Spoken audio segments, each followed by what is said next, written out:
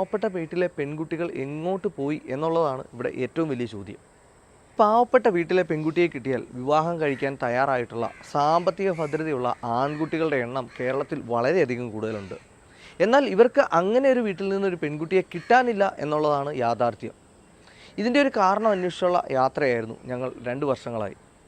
ഇതിൽ ഞങ്ങൾക്ക് വലിയൊരു അവസരം കിട്ടി. അതായത് 2 വർഷ കാലയളവായിട്ട് ഡോക്ടർ അനിൽ ബാലചന്ദ്രൻ അദ്ദേഹം നിർധരരായിട്ടുള്ള 5 പെൺകുട്ടികളുടെ വിവാഹം നടത്തി കൊടുക്കുന്നുണ്ട്. അപ്പോൾ അതിലേക്ക് ഈ നിർധരരായ പെൺകുട്ടികളെ കണ്ടെത്തുകയും അതിനു വേണ്ടിയിട്ടുള്ള അവരുടെ വിവാഹത്തിലേക്കുള്ള എല്ലാ കാര്യങ്ങളും ചെയ്യുന്നതിന് വേണ്ടിയിട്ട് നമ്മളെയാണ് നിയോഗിച്ചിരുന്നത്. അപ്പോൾ നമുക്കതുകൊണ്ട് തന്നെ അതിലൂടെ നമ്മൾ യാത്ര ചെയ്തപ്പോൾ നമ്മുടെ ഈ പഠനത്തിൽ നമുക്ക് മനസ്സിലാക്കാനായിട്ട് സാധിച്ചത് ഈ ഒരു പദ്ധതിയിലേക്ക് വന്നിട്ടുള്ള പെൺകുട്ടികളുടെ പ്രായം എന്ന് പറയുന്നത് 23 വയസ്സിന് താഴെയുള്ളവരാണ്. ഏറ്റവും കൂടുതൽ 18നും 20 വയസ്സിനും ഇടയിലുള്ള പ്രായമുള്ളവർ. അതുപോലെ തന്നെ ഇതിനകത്ത് ഏറ്റവും പ്രധാനപ്പെട്ട ഒരു കാര്യമാണ് ഈ പെൺകുട്ടികളെല്ലാവരും, അതായത് നമുക്ക് വന്ന ആപ്ലിക്കേഷൻ്റെ 98% പെൺകുട്ടികളും പ്രണയവിവാഹത്തിലൂടെയാണ് തൻ്റെ പങ്കാളിയെ കണ്ടെത്തിയിരിക്കുന്നത്. അപ്പം ഇതെന്തുകൊണ്ടാണെന്നുള്ളത് നമുക്കും ആദ്യം മനസ്സിലായില്ല.